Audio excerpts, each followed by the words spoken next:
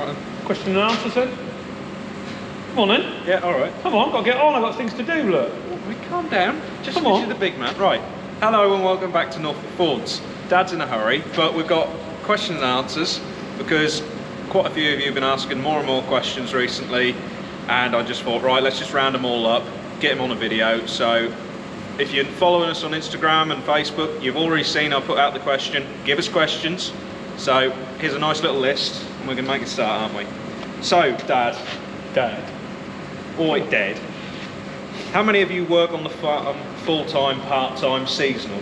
Right, we're approximately 45 people full-time, and then we also have extra labour which comes in at seasonal times, such as daffodil pickers and things like that. And that can be another 60 people on top of that. So we can get quite busy. Yeah. But most of that is like forklift drivers and people in the glass house? Most of the time I've got 40 people full-time who work here all the time, be it pack house, glass house, or on the farm. So. Yeah. Right. Next question is, can we have a breakdown of all the acreage we do? Oh blimey, I'll try and remember it all now. Then right, obviously we've got daffodils, which we grow indoors and outdoors. So outdoors we're about just over 100 acres of daffodils outdoors. We've also got over 100 acres of tulips outdoors as well. And then we also do peonies. There's 35 acres of peonies, along with gladioli, which we do about 60 acres in total of gladioli. We also do flower production and seed production on the gladioli as well. What else do we do? I think that's about it, isn't it, really? I think we've got the bulk of it. Yeah, and then there's obviously 9 acres of glass, which we grow all the winter crops in over the winter period. So they're obviously being heated by the biomass boiler at the moment. Which we're hoping to do a video in the next couple of weeks, maybe. Yep. Do a nice little walk Did you around. push that wood chip up? Yes, I did push the wood chip. Well done. No, I didn't. So I'm thinking of yesterday. yeah, you've got to do it again. Yeah, I've got to do it again. Right. We have a lot of wood chip. Do you start with the seeds, referring back to the grading line video? Could you clarify what you do with them? Right, okay, we grow them from a breeder in Holland. He grows them from seed to small bulbs, which takes just over a year. Then we grow the small seed up into the larger bulbs. Those larger bulbs are then utilised the following year to make flowers. So that's how that works. So there's like a 3-year cycle from seed, 1 year to make really small bulbs. Small bulbs make bigger bulbs, the bigger bulbs then make flowers. So it's in a 3-year cycle. Does that make sense? Yes. Right, good.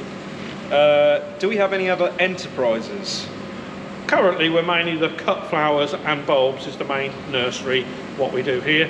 Obviously Lewis is now venturing into his own little farming, doing a few acres of this, that and the other, which is quite nice. It's like a hobby for me, but it's obviously quite serious for him.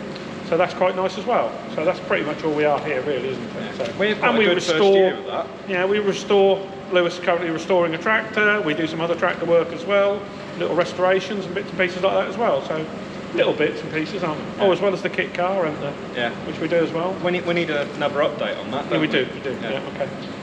All right. So the larger size bulbs, do they get sold to the supermarkets and garden centres? And do the smaller bulbs get re-drilled? How does it work? Right, the smaller bulbs will be put in the ground again next year to make the slightly bigger bulbs. So that's really small, like what we would call a 4 and a 6. Things like that. The tiny ones go back in the ground.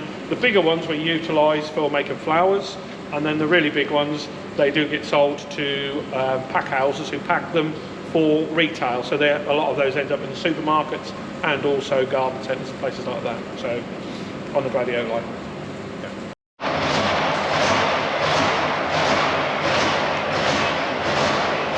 So we have the grade line which bounces them along, as said in the previous video. They go through the different size grades and that sorts them into sizes. Here we have the 10s and above. The 10s and above go through the glass house because they're of the right size to then go into the bulbs. Even though 10 and above is what we grow in the glass house, you can still see a big difference between a 10 and a 14. Here we have a 6 and above, which is typically what gets replanted in the field. Down here, we have 4 and below. This size is what we typically get from Holland. So this is what we then start off in the field, and then slowly grow up into those bigger sizes for the glass house. So, where was we? Referring again back to the gladioli grading video, where the bulbs are not completely dehusks and roots removed, what happens with them? Is there another process after grading? Is there any damaging effect leaving that little nub of root on? We don't have to remove the nub.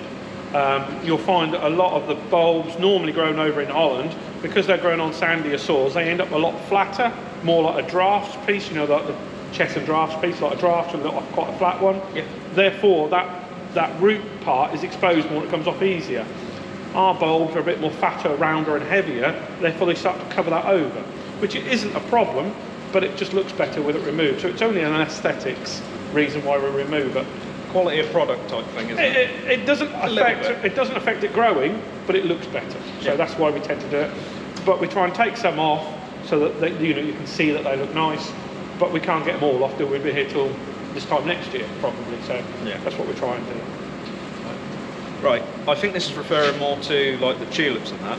This chap has seen a video from Holland where they cut off all the heads of the flowers. Do we do that as well? And what is the benefit of doing that? Right. On the seed production, as in gladioli to make bigger bulbs, and also the tulips to make bigger bulbs, we actually do cut the flower heads off, because the flower head takes a lot of energy out of that bulb to make that flower head. So if we take the flower heads away, all that energy goes back down into the bulb. So on the tulips, we cut the heads off so that we end up with a better quality bulb in the ground. And on the gladioli, where we're not growing them for flowers, we cut the heads off as well to put that back down into the corm, so it ends up a better, heavier quality flower, a bulb, sorry. Mix my words. Yeah, you got there in the end. Yeah. Right, makes perfect sense. Right, same chap, he says he's seen a video a while ago of petals being collected and dried for confetti and other things. Do we collect the petals?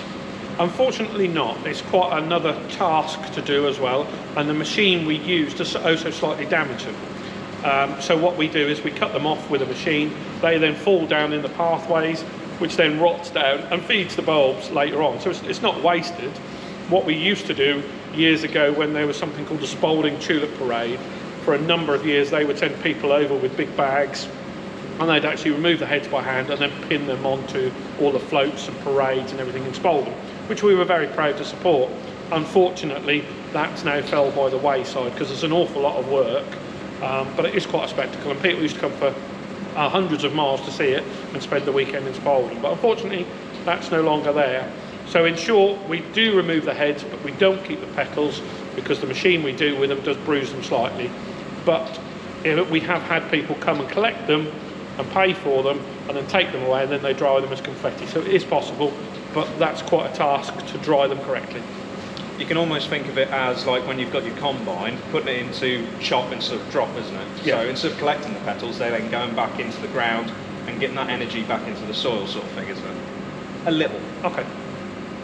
Confused.com. Right, now we've got a little bit more silly questions. Right, but we have got some serious ones mixed in there as well. Right, okay. This is now from the Instagram section. So those who are watching know exactly what they've asked for, and thank you. Why are you doing a Q&A? Because there are a lot of questions around what we do. We're not a conventional UK farm. All we do is bulbs. We've got a little bit of my barley and that, but very small peas really, you know, compared to the scale of what we're doing with the bulbs. So we're doing a Q&A mainly for the bulb side and what you do really. Yeah, to help people understand what we're doing and why we do things, because it's not always easy to put across all of what we're doing and why we're doing it. The technology and explaining all of that does take a little bit of understanding. And of course we've had quite a lot of like interest growth because of we opened the fields last year, didn't we? Yeah. There's been the end of like Instagram following on the Norfolk tulips. Yep, that's it. Jamie asks, can we be friends?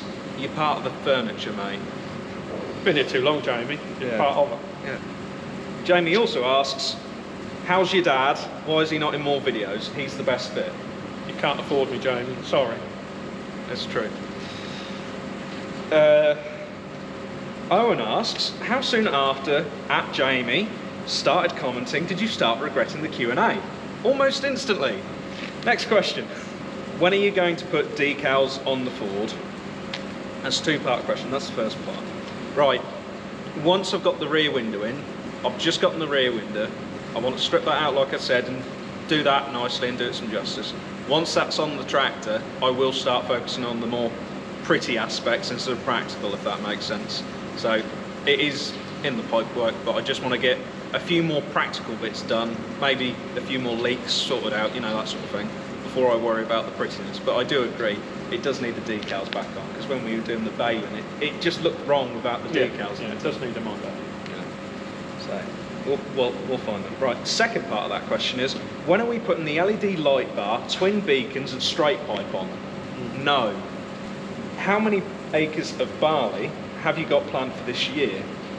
I think we've got similar again, maybe a few more acres. But I like to think we've got a few more, but we haven't really got the plans set in concrete yet. We're still formulating. We're still formulating the plan, basically. Yeah. We're still doing it again. Yep. I'm looking forward to it. Have you sorted the drill markers yet for the drill?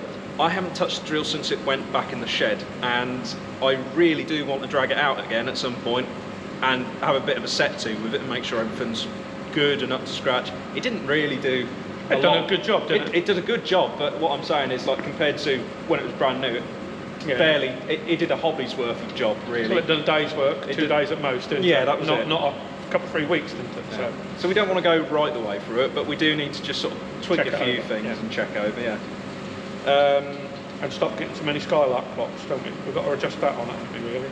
I think that's why they said about the markers, because right. I think they're worried about me leaving the skylight clocks as well. That's all part of set-aside scheme, isn't it? Yeah. When are we buying another tractor? When Mum lets us. Yeah. Simple as, really, isn't it? So, we haven't found the right smuggler yet, that's the problem. Smuggler? Smuggler past Mum. No, I think we'll get that. After Fords, what is your favourite make of tractor? I think you can start with this one. I don't really mind any of them, really. It's just how well they work, how comfortable they are to operate, obviously, and what they cost to run and maintain. Because, you know, it's all right buying a tractor. If you look at Lord Muck's video, he's on there about the cost of restoring a tractor, and it's quite colossal. It can soon run away with you. So I've not got a preference as far as what we run on the farm or anything like that, but I quite like the New Hollands. They're a good spec for the money they are, and it's more down to the backup and service, really, than anything. So, yeah. But if you had to have, like, a classic in the back of the shed? Possibly the 590 Massey, because that's the first tractor I ever played with when I was about 12. Don't really know. Yeah. Some of the old Fords, like the old Fords as well still, so yeah, anything like that. What about you then? I, again, sort of going on your theme, you used to have a JCB Fast Track 2140. Yeah.